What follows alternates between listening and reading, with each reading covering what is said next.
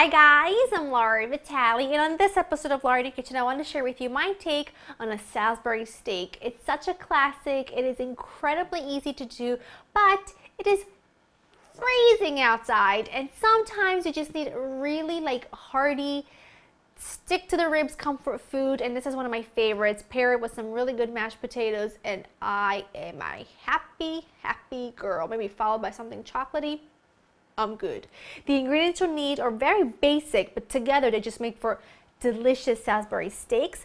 Ground beef, breadcrumbs, cremini mushrooms, and onions that I've sliced, beef stock, a little more onion, I'll talk about this in just a minute, an egg, Worcestershire sauce. This is a little bit of ketchup, flour, salt, and pepper.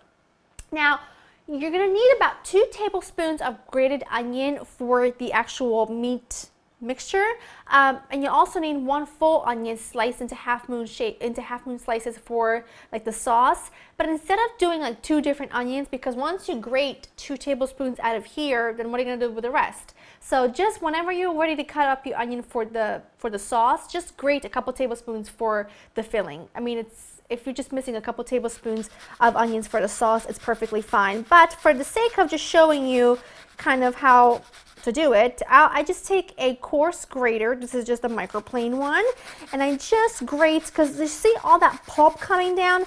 That is such good flavor, and it's one of my secret weapons when it comes to Salisbury steaks. I love adding this. It doesn't taste sharp or you don't bite down on pieces of onions, but it does give you a nice little kick. So we're gonna add that, of course, an egg, because we need that as a binder. Worcestershire sauce. It has got everything in it.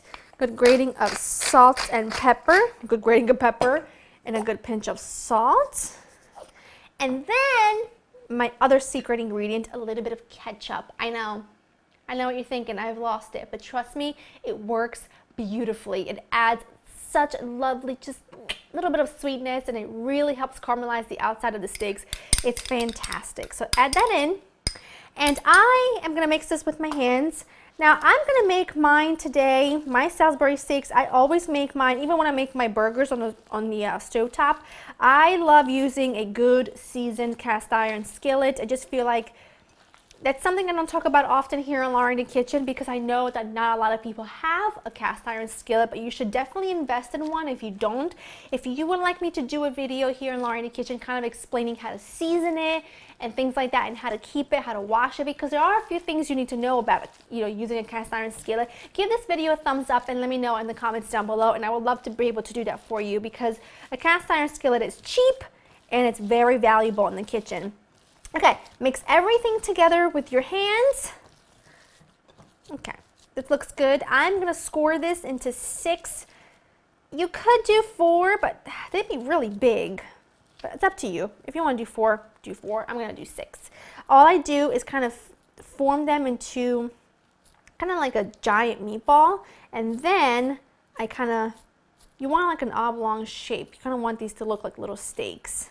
And you don't want them to be too thin, but you also don't want them to be too thick. So just kind of like little mini meatloaves that you just flatten a little bit, and then just put them on a clean plate and proceed with the rest. I've got my patties formed. I've got my cast iron skillet nice and hot over about medium-high heat. You don't want it too hot, but you don't want it too cool, because you want these to get a nice crust on them.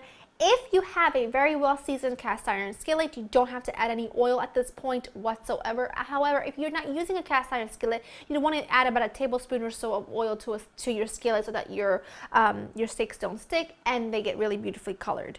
I'm going to add these in. Lovely. And since mine are not too big, I can do all 6 of them at once. Otherwise, I would do these in batches, but these are quite on the, I wouldn't say small. I mean, come on, I don't like to feed anyone small, but they're not as big as they could be. I'm trying to get better. I will never change. Come on.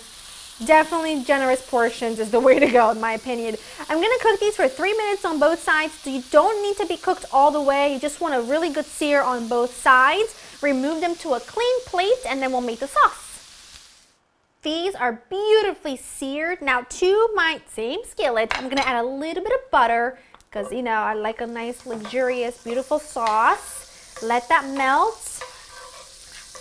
Lovely. And now I'm going to add in my mushrooms and my onion, and I'm just going to cook these. I'm not going to add any salt just yet, because if I add salt to this right now, it would draw out all the moisture out of the mushrooms and makes them get a little bit too wet too soon. I want these to develop a little bit of color, so don't salt them just yet. Let them develop color, and then we'll season them really nicely. But for now, just give them a stir and cook them, stirring for, I would say, a good 6-7 minutes. Okay, these look fabulous. We're gonna add just a tad bit of flour. This is what's gonna be the thickener to kind of thicken everything up, to make sure the sauce is coating everything beautifully. It's got really great consistency. Make sure you cook it for like, I don't know, 20 seconds or so, or until you no longer see any raw flour. That gets rid of any of that raw flour taste. Okay, that's it, that's good enough. Time to add the beef stock. You know, I just use water with my concentrate, whatever it's called. Add that right in. Use a low sodium beef stock, please. A bit more of Worcestershire. I'm not going to add any salt to this now because I want to be able to taste the finished products before I give it any more seasoning, because the steak is seasoned, the beef stock has some salt in it. It might need just a pinch at the very end because of the mushrooms and onions that I didn't season because I wanted them to develop some color. Okay, all I need to do at this point is make some room for myself. I'm going to bring this to, well, it's kind of up to a bubble now. I'm going to just add my seared steaks right in, and all this together is going to cook for, I would say, I'm going to turn the heat down a little bit too to medium because it's on medium high right now. And I'm going to let everything cook together for about, I would say, 10 minutes or so, or until the steaks are fully cooked through. I like to flip them halfway through just to make sure that they're evenly cooking, and then they will be done. And that's it. That looks fantastic. It's been cooking for about 10 minutes. It's definitely reduced quite a bit. I'm just putting some fresh parsley on top because it needs a little green. Oh, smells phenomenal. Oh, I wish you could smell what I'm smelling, because it smells good. I'm going to give myself one. Okay, I'm going to go with this one right over here. Oh, look at that. Wait, I want you to see this. Get in here real quick. Look at that delicious, beautiful sauce, huh? Those glossy mushrooms. Give me some mashed potatoes, please. I beg of you. Real buttery mashed potatoes to soak up all that sauce. I beg. Okay, let's cut into this.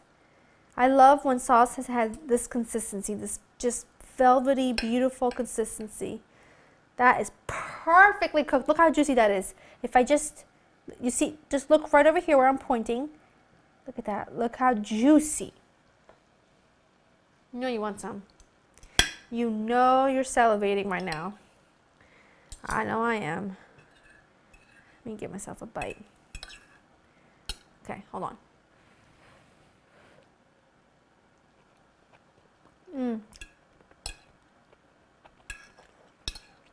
That is perfection. And I didn't add any additional salt because it's perfect.